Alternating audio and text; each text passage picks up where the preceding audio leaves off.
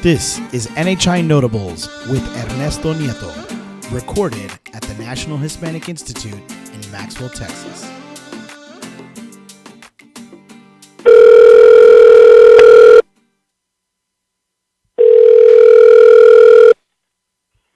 Hello, sir. Okay, hello, Carlos. ¿Cómo estás? Muy bien. Oyes, Carlos. Muy bien. How are you, Ernie? I'm doing well. As a matter of fact. And we wanted to do this podcast with you for a while, and I know you're one of our favorite guys from Houston. I kiddingly told Julio that you one of these days may be a favorite son, depending on your political future and thoughts about tomorrow. But anyway, Carlos, let's start out. Take me back a little bit on memory lane, how you first got started with the National Hispanic Institute. Can you give us a short, brief update? Sure.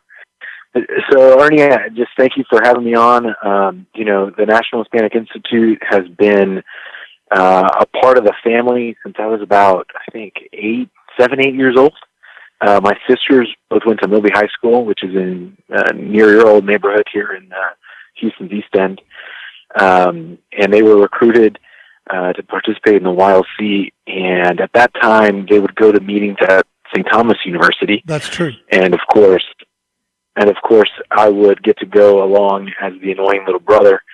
So I got to go to all the NHI meetings and training meetings that they had. And for me, and I, of course, went with my parents, and it was a time where I could act older than I really was and try to fit in with the cool kids. And for my sisters, it was the time where their annoying little brother was always following them around.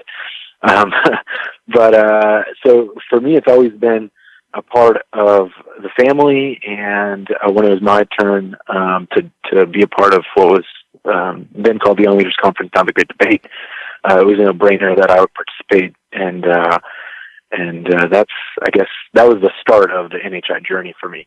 Yeah, well, that's a few years back. I won't suggest to the listening audience how far back that's been, but let me ask you: your whole family, your mom, your dad, your sisters, your brothers. I mean, a little bit of history on them, because I think it's been a journey for them as well.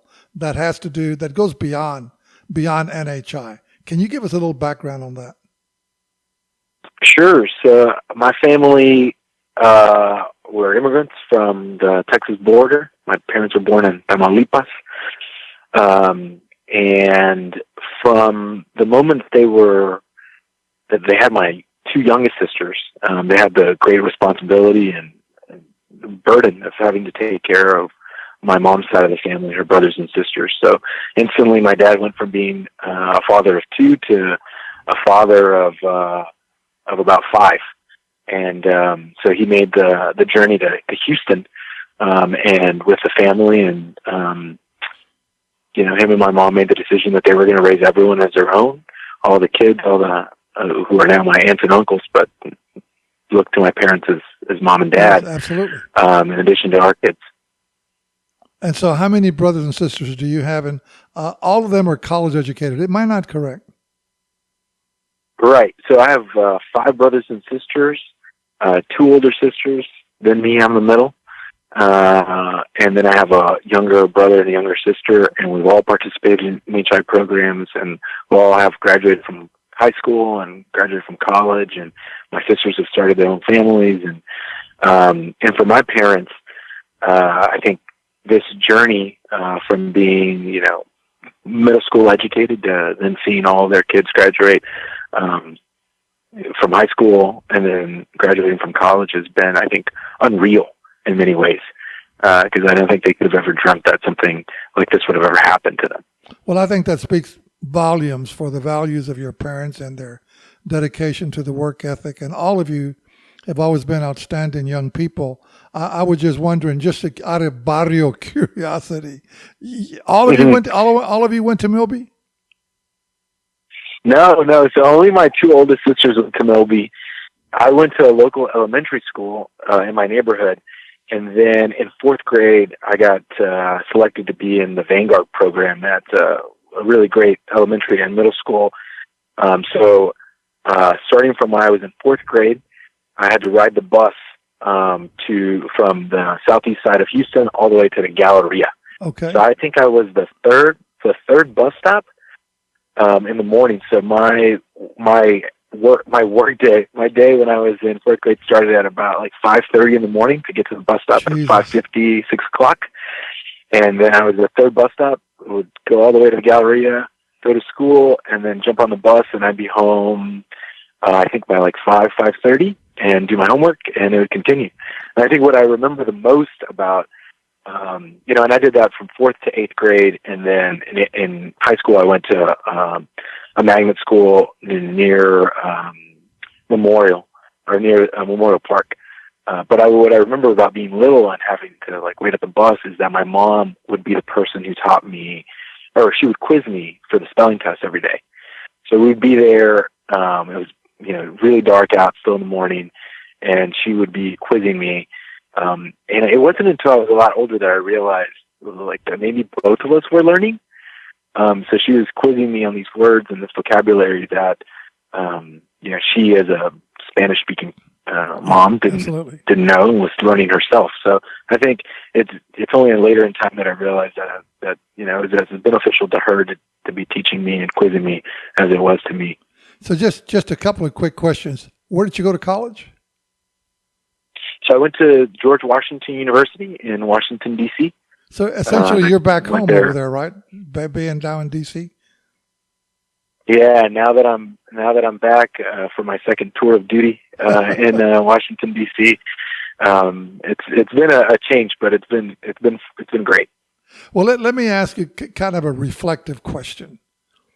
Social mobility. You went from actually barrio life, small neighborhood life, close-knit family, all of a sudden, boom, Vanguard, special studies, accelerated studies, boom, college, leaving home, going to another part of the nation. How did all of this affect you in terms of your view of the world, your view of yourself, your direction in life? I try to think back because my mom tells me, she reminds me sometimes that she says, you did all of this on your own. And then I asked her, what do you mean? She said, you went away to school from when you were a little kid and just everything that you said, Ernie. And I didn't really ever think about it that way because I always felt like they were with me. It's so much. I remember my parents would tell me, we can't be there with you, but remember the values that we taught you and remember, and if you honor our name and do everything that you're supposed to do, that's how we're there with you. And for me, every step that I took outside of, my neighborhood was a step outside of my world.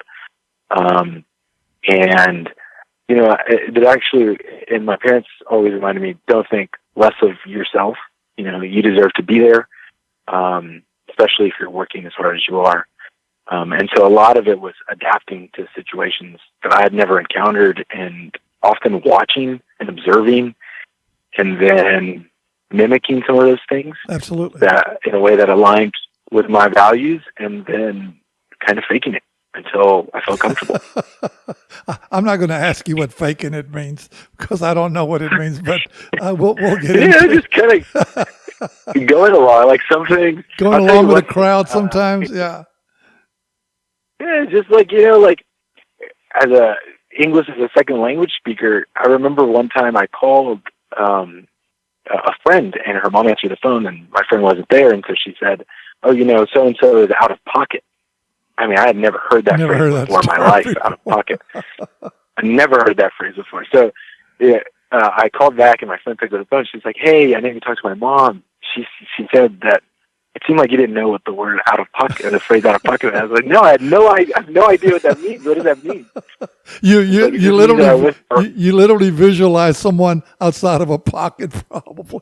Yeah. Just a literal translation. Let me ask you, did your parents have just a basic education or very little education? Tell me about that. I think my dad had maybe 1 year of middle school. And he was sent out to work from when he was a little boy. Yeah. He was the oldest boy in his family, and so it was on him to help provide for the family. And my mom went to high school, but she didn't graduate. And so for her, I think her dream, and she would say this all the time, is, I felt like in my other lives, I did this. My other lives, I did this, and I wish I would have graduated high school, and I've always wanted to go to school, and I was so good at school, and I loved it, and then I had to stop going. And so I felt that a piece of my responsibility was to do well because our parents couldn't. So how weren't afforded that opportunity. Okay. At that point, how does NHI begin to enter your life? You go to the Great Debate, am I correct? Yeah, and I don't think I ever told you this story, Ernie, but kind of goes back to like fake it till you make it. But I remember we were, you have to buy nice suits or dress professionally to go to the debates, and so we had 5 kids in the family and we're cash strapped, and so my mom would say, we're going to go to the resale shops. We're going to buy you some suits, and then we're going to take them to a tailor, and they're going to fix them and make them fit. And at first I was like, no, I don't want to do that, She said, no, trust me. So I did.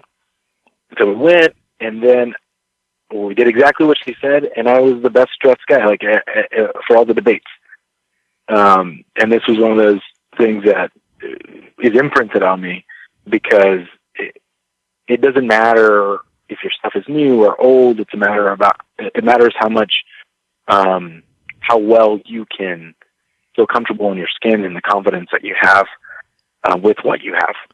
And I think that was one of the key lessons that I learned from my NHI experience, is that, if you have confidence, if you're able to hang with the best, there's no reason to think less of who you are and of where you came from.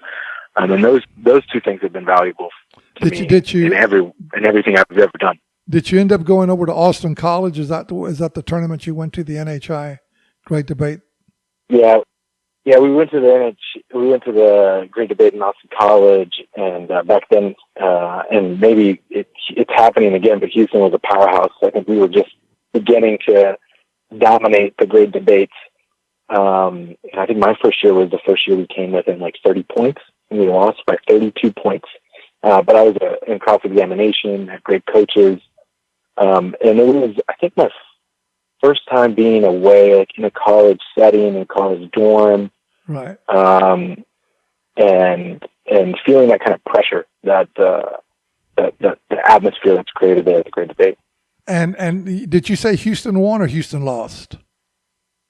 Houston lost. We came in second place, and we lost by 32 points. To who? And we were short. We were short one person, so we would have won. Just putting that out there. Is that the excuse? Everybody makes that. If we had one more participant, we would have done better. I'm just kidding you. And you were in cross-ex. And then from there, you go to the LDZ. Which one did you go to? I went to the LDZ in California, Los Angeles, and at that time it was being hosted at Occidental College. Right, I remember well. And if I'm not mistaken, Vanessa Chapa might have been the SOS. Do you remember who the SOS was, or is it a distant memory now? I don't remember, but I think you're right. Now, did you end up in the House or Senate, or where did you end up? Wow, Ernie, the House, really? I just needed for you to make a public statement of where you ended up. Go ahead. Tell me why it ended up that way. I mean, no offense to the House, right? It's the people's house. But no, I was the governor. Oh, you were the youth governor? Of that LDC. Well, pardon me, sir. I correct my ways. Congratulations. Yeah. And did you finish the cycle? Did you go to the CWS? I did not go to CWS. Okay. Unfortunately, it was one of my biggest regrets. But I stayed committed to the local chapter. So I was a counselor all 4 years here as a trainer for the Houston NHI chapter. And now for a quick break.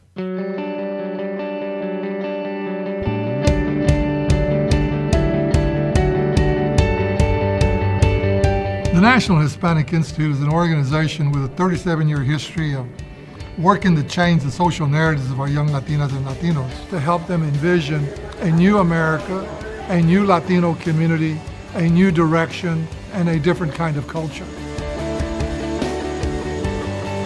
We want our young people to be inspired by who they are and see the asset value of our culture and these 800 million people in this vast amount of land that starts all the way in Canada and goes all the way to the tip of Argentina. Our hope for an alum is that that they have the mindset of giving back to their community, that they want to help, they want to contribute. And B is that they realize this throughout their entire lives and make leadership part of their overall journey throughout their whole life.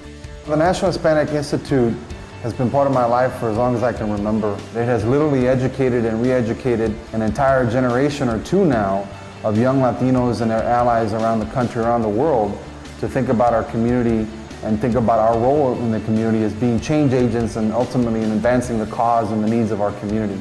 Personally, the National Hispanic Institute has helped me reach goals and do things that I didn't think I was going to be able to do before. And so what we did was create these learning experiences where young people could learn to be in charge of things. We just encourage people to go way beyond a career in life. We want to see them have a community calling. NHI is a place where I come and I have to learn how do I pass on values. And then the benefit of that self-belief that it's possible, things are possible for all of us, and that we can contribute to the success of others. We look at the richness of our community, at its value, at its capacities, and we go from that point forward. We don't want our young people to look at themselves and their communities and look down. We want them to look up and be inspired.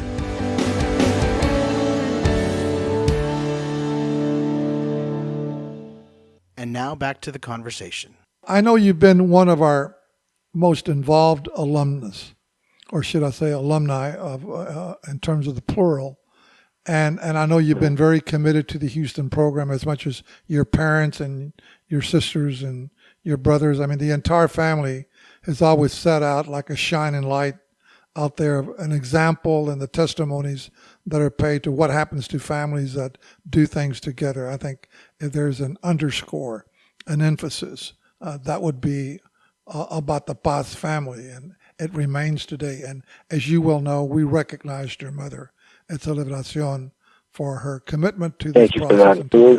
Well, she deserved it. She deserved every bit of it. I guess you made her very happy that weekend. I guess at the end of the day, if you were to sum up, what is the value, or what has been, in your view, the value of this NHI experience in relationship to kids who may not go through it?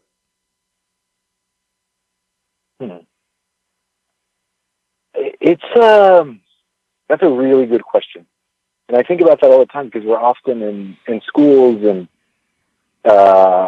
different places where young people are to try to convince them to take a step outside of their comfort zone and give up a Sunday, 2 Sundays, 3 Sundays a month to come and debate, essentially.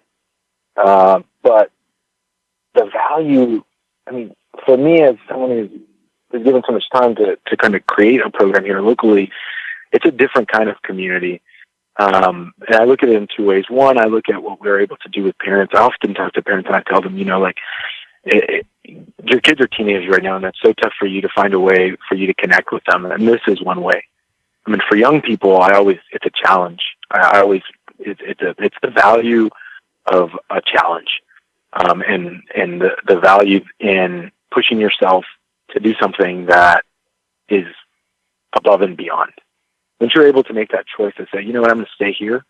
I'm going to do this. I don't have to do this, but I think it's in my best interest. It's something that clicks in not only your personality, but just in the way you operate, I think, as moving forward from that point. Because you then take it upon yourself to say, okay, I understand that these are my goals. There's things I have to do and things I have to sign up for that maybe are a sacrifice, and I'm committed to that in my self-betterment. So I think really that's a value that goes beyond just what we say, which is to create community, but it's a personal choice that folks make about self-empowerment and self-sacrifice, and about progressing themselves. So for me, it's very much a personal choice and a personal value. Let me ask you, your mother and dad have constantly been part of the journey. Were you the first in the family to move off and go off into the distance, meaning away from home to go to college, or had that example been set for you already? I had uncles who were in the military, and so they were stationed in Europe, in Germany, and one was in Desert Storm.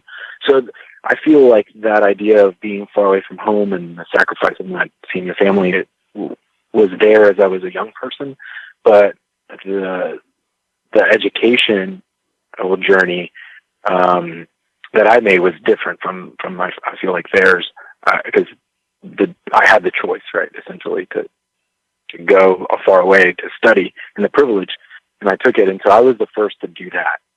How did that affect? How did that affect the spirit at home? The sense of a child leaving. I'm just curious about Latino culture, feelings, emotions. What was the conversation? It was, we love you. We know you can do this. We want you to do this. So and I feel like that's a conversation. Yeah, love is, I think, always at the forefront of all of those conversations, and it's a conversation. I feel like that's easy for me to talk about it, because I often recount my own journey when I'm talking to parents who are scared about sending their kids off for a weekend to go participate in the great debate, and it always plays out the same way. And I feel like for so many of the young people who participate in or have this experience through NHI, it's the same as it prepares them for the eventual big step that they're going to make, to leave home for a long period of time in a college setting, and maybe even after that in a professional setting, to be away from parents and from family, and to wrap their heads around the fact that while they might be away from their family, that doesn't mean that they're abandoning their family. It really just means that you're giving your family the experiences that maybe they always wish they had, and with maybe ones that your parents wish they could have had. Did you know? I think, yeah. Did you know? I was going to ask you just as a follow-up question. Did you know when you went to D.C.? My curiosity says to me, maybe he was already thinking about politics.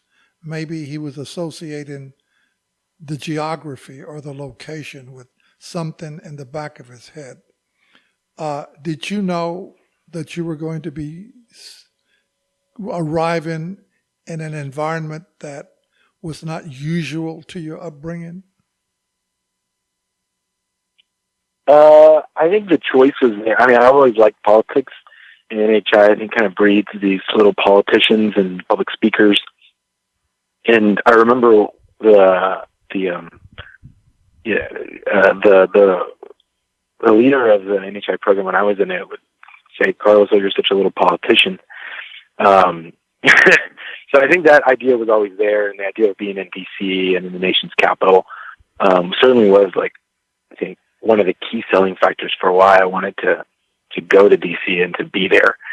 But it wasn't until I graduated, and I had GW has their commencement ceremony, which is our graduation ceremony, on the National Mall right in front of the Capitol. Mm-hmm. And we had Julian Bond be our commencement speaker. So he was the head of the SNCC movement, the Students' National movement during the Civil Rights era, and was one of the first leaders of the NAACP. And I remember him telling a story, but essentially it goes like this. He said, now you are welcome into a privileged class of Americans. You are college graduates. I know that you will go out in the world and do well in your lives and your professions, but I challenge you to go out and do good in the world. And that was something I think that really stuck with me, in something that I credit, of course, to GW and to being in the nation's capital, about we're just surrounded by public servants all the time, and folks that are committed to making the nation a better place and their communities a better place, and they all find themselves in DC for that reason. And the idea that they like politics and they like to see things happen, you get an interesting melting pot of folks who have big ideas and are really driven, and that's all thanks to just being in a city where it revolves around politics and government and where they all intersect with community. So I remember you coming back and you become re-engaged with the local NHI programs. And I remember you playing a leadership role and giving to other younger kids. Somewhere in there,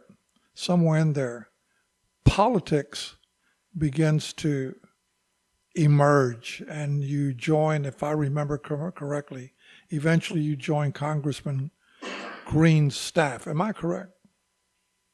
You're correct. It was a long journey to get inside the Capitol, I'll tell you that. I came back to Houston. I did community development work. So not only was I really committed to the National Hispanic Institute, and the reason why is because I just loved the young people. I loved being around really, really smart kids. Sometimes I couldn't even have the conversations that I was having with ninth graders with some of my own colleagues and friends. I think I really missed that. And then I actually did some international development work. So I had the chance to travel all over the world. I went to 18 countries in 18 months and filmed a documentary series. Yeah, so that's one of those places where I'm walking around India and I'm just trying to take it all in, because I know that so many of my family members would have loved to have been there, and I've got to remember every single little color and every noise and smell so I can go back and tell them. So I got to see and be a part of this amazing work, humanitarian work that I never thought I could do. And then I started working on campaigns, political campaigns, and trying to get good people elected to city government first. And then I did a statewide presidential race.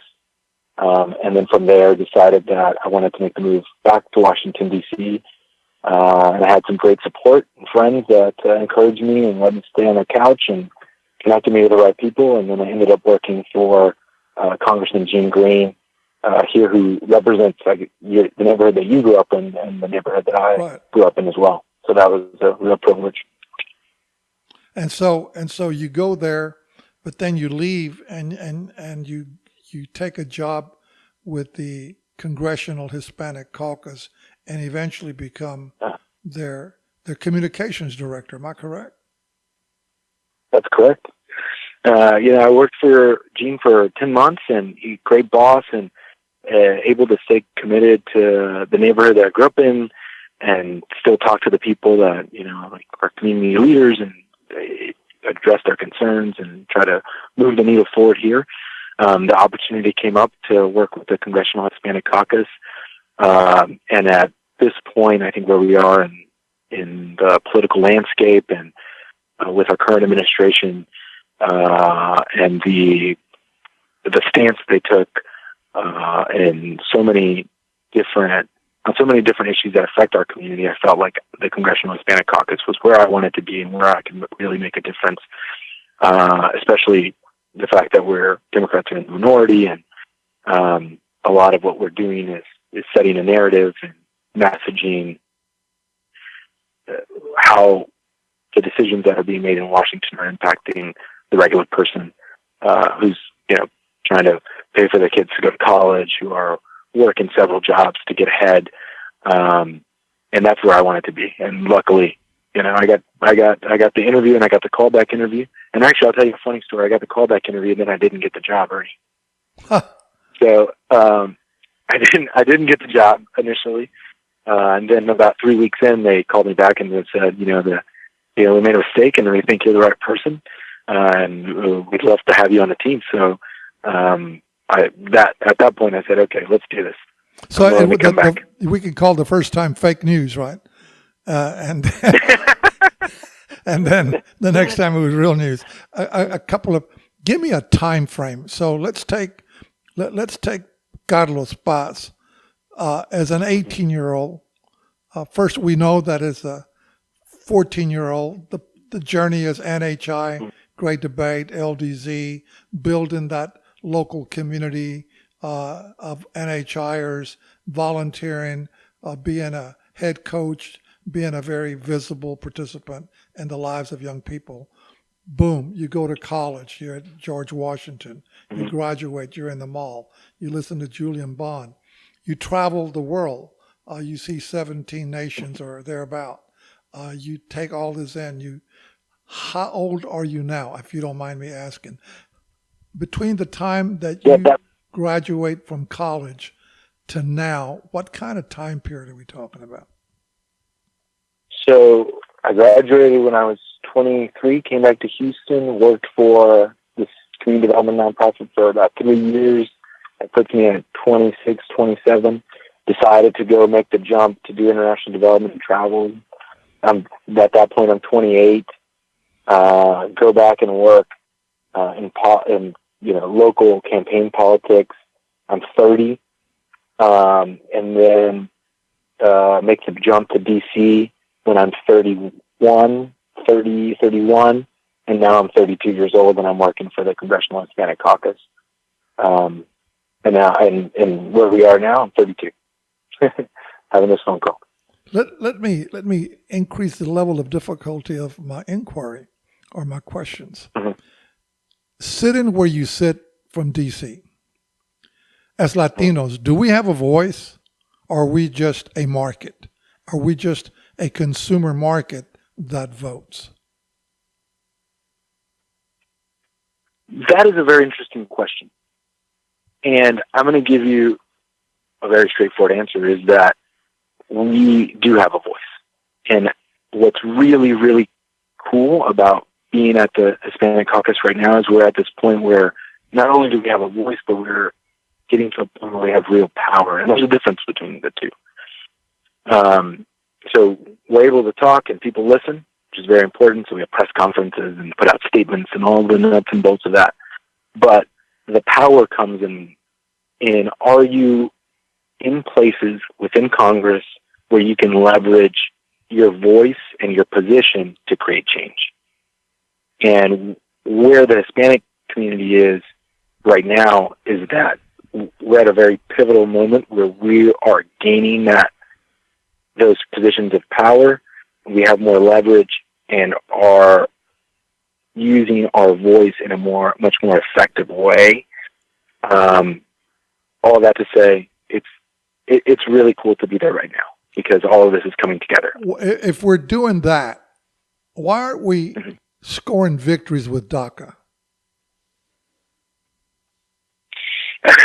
Well, that's another great question. I think the reality is that we're in a Republican don't government. give me a political. I mean, I want you to tell me if we're there and you're saying we're gaining power. I would agree that we may get more airtime. I don't think that computes to power. I think that computes to airtime. I listen to Joaquin, I listen to Gutierrez, and they're all kind of wringing their hands and talking about why things are not moving forward. They're not talking about moving forward. They're explaining why it doesn't move forward. What is the sense of powerlessness? What is the confusion here? We just need more people, and it's hard to. It's very difficult to separate, the politics, because it is the reality in which we're working right now. You have, and something that we say all the time, you have nearly 90% of Americans who want something to happen. And my question always is why aren't we doing something then on Dreamers? Why can't we score a victory if it's what 90% of Americans want? And the system is so flawed. You have people who go back to districts where the Dreamer constituency is almost non-existent, so they vote. It might be the moral one. They might be there at the right place, but they don't have to be. They don't want to be. Is it time for an independent Latino party? Now we're getting into. I'm just going to push you. I'm going to push you. Carlos? I think we've got an opportunity to work within the Democratic Party. I don't think it's time for an independent Latino party. I think we're stronger when we build coalitions, and the Democratic Party has got a unique position right now where we're really leveraging those coalitions. And I'll give you an example on the Dreamer front. We've got the Congressional Black Caucus, which many undocumented young people are of African descent. So when we put out a statement, it includes the Congressional Black Caucus, includes the Congressional Asian Pacific American Caucus, who have a large number of undocumented young people who are of Southeast Asian or Asian descent, and the Hispanic Caucus. And so we have been and will continue to use this coalition to put forth, a strong front against folks who really don't want to do anything. And and what you're hearing right there, Ernie, are the trains in the East End. Those are good memories listening to that sound, because we always had noise interruptions in our lives, whether it was a car wreck, whether it was an ambulance, or whether it's whistling trains. We'll work through it. A kind of a different question: if you were standing in front of a group of Latinos in this country, mm-hmm. what is the handle that they should adopt? What is the philosophy? Is more patience? Patience has been the one definition that we have been held to generationally. Patience. Patience. Vote. Be a blue. Vote in person. Vote. It'll come with time. When does patience no longer become the appropriate word? I see the massacre that just happened in Florida. Mm-hmm. Outside of poor Marco Rubio defending the fact that he's received NRA donations, where I have not heard the Latino voice. I have not heard any Latino congressmen or congresswomen speak to the horrific issue that just took place that still brings tears to my eyes. Why are we being silent on something so universal that applies to us as well? I would push back and say that maybe we're not listening. So I see all the statements that go out, and I know for a fact that just about every Hispanic congressperson has put out a statement condemning those actions and asking for, and the majority of which are Hispanic Democrats, but also I think the handful of Hispanic Republicans who, for the majority, are from Florida, have also as well. So I think, where the focus is right now is the affected community. So you're seeing a lot of their senators and folks there. But I would challenge you also to look at whenever they do their big rally on March 24th to see the Hispanic leaders of Congress, members of Congress, to stand up there in solidarity and show a united front there. But that's to your original question, which was, what would I say in front of a group of young Latinos?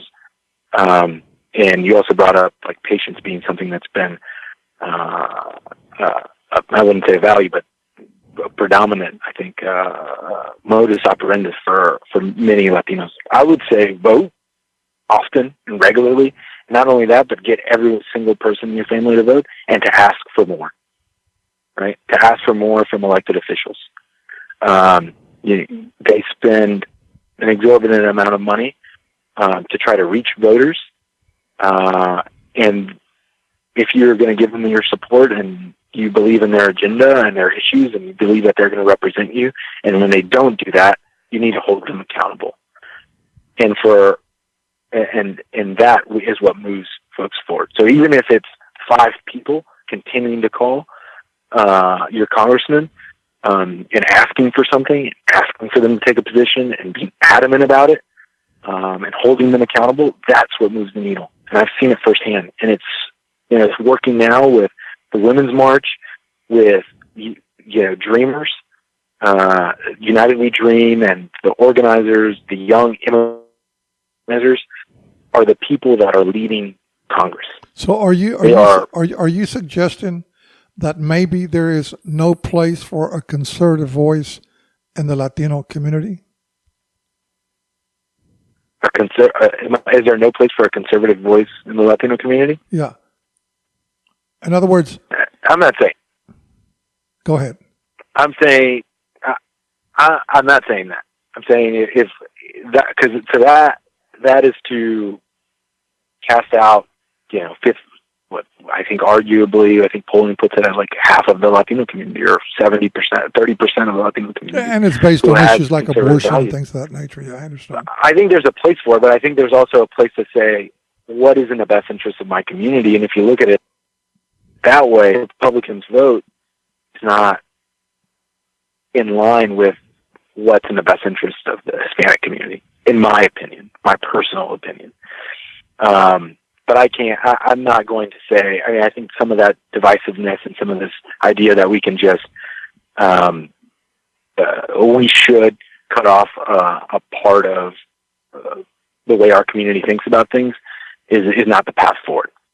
I don't think that gets us anywhere. Let me start bringing this to a close because we're getting close to our time limit.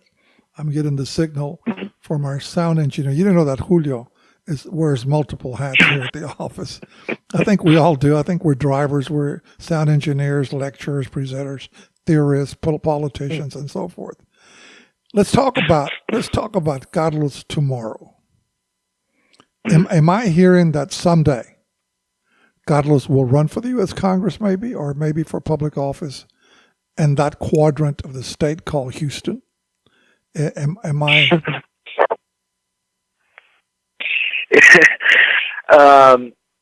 You're not hearing that right now. I think if that's not what I asked, Carlos. That's not what I asked. I think Are you being evasive? Are you being evasive? I'm being evasive. That's the best. If the opportunity presents itself where I can really make a difference and I have an opportunity to represent people and they believe in me, I think someday I'd consider it. And I think NHI has been a great training ground for so many young people who want to run for office. So what do you think of the idea that right now 5 NHIers are actual candidates for the U.S. Congress as we speak, and some of them are younger than Carlos Paz? I think it's great. I think the more people get involved, the better. I think it's also there's quite a bit of know-how that it takes in order to mount a winning campaign. You're going to be asking your friends and family and people that you don't know to support you, and you ought to try your hardest to make sure that there is a path to victory that you're promising to them at the end, right? So it's not something that should be taken lightly. I think the right opportunity isn't always the soonest one. I think that people should think very long and hard about how a decision to run for public office and be in the public eye will affect their families and not only themselves. It's a big decision, and I think it's absolutely great that more people are deciding to run for office. That's what we need.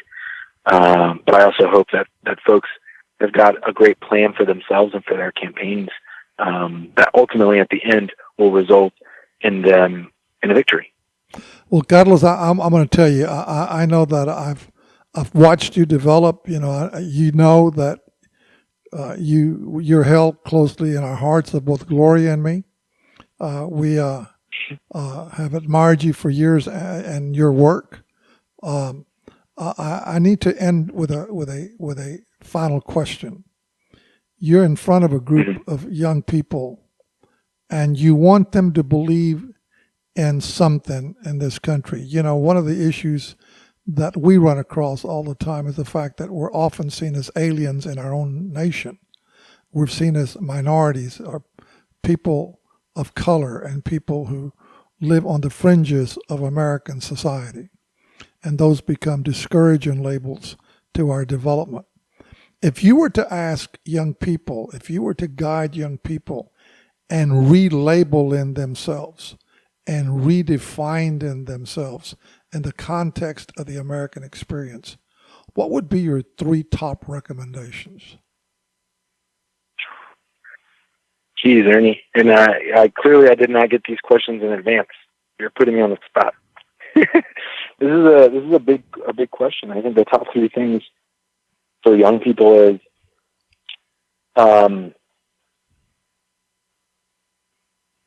to not feel limited. Number one, just because you're young doesn't mean that you can't do something. I think what we're seeing now is the power that young people have to influence those in elected office. I mean, we're seeing that play out right now. We've been seeing that play out in the last couple of months and since the beginning of the Trump administration, even before that. So not limiting yourself, I think, is number one. Is just in a way to live. And that can translate in so many ways. I think the number two thing is, and maybe this isn't a right redefinition, but it's certainly a recalibration in the way young people think about themselves, which is to understand what your values are. And it's something we talk about a lot in NHI, but something, I look at young people and I say, they often come to me with a challenging decision or situation, and I say, what do you think is the right thing to do? Where is your moral compass pointing you? And it's very clear, to folks what's right and what's wrong. And I think listening to that, we need that more than ever now with like the divisive politics, with everything. Like what's right and what's wrong, as a young person, and follow that. Because And the third thing, third thing would be what? And the third thing, I think, is just to translate that into action. And there are young people, and I know ones in NHI that we work with, but I think for the mass population is, they think that there'll be a certain point in their lives where they should start getting involved. And where it's normal for someone of their age to be involved politically or in other ways, and I would challenge them to say that time is now, and whatever place they are. So if you're 12 years old, if you're 14 years old, the time is now, and how can I get involved? How can I turn my limitless potential and following my moral compass to turn that into action immediately. Well, and I think if we can do that, then I couldn't agree with you more. I think we're being signaled that the time is up. I think even if you're not of age to vote, you can remind others to vote. I think that if you're not of age to do something, your presence is just as strong as if though you were an active member. I think there are a lot of great things that are left for us. I think America right now is redefining itself, and I think our young people are going to be that generation that allows us to go into the beyond and redefine ourselves, no longer as minorities, but young people who are simply contributing to the American experience and making this a better world. I totally agree. I want to thank you. I want to thank your parents. I want to thank your family. I especially want to thank you one more time for being an example for a lot of our young people, for being that courageous individual, for being that discipline-minded young man that sees tomorrow and is unafraid of it and adventures into the unknown. It's a great example for a lot of young people to emulate. Thank you for your time. Carlos Paz, our favorite son from Houston, will be in touch in the near future. Thank you and goodbye. Thank you, Ernie. Have a good one. For more information on the National Hispanic Institute, please visit our website, www.nationalhispanicinstitute.org. Call us at 512-357-6137. Find us on Facebook at NHIHQ or on Twitter, NHI_news, and at Instagram and Snapchat, NHI_news.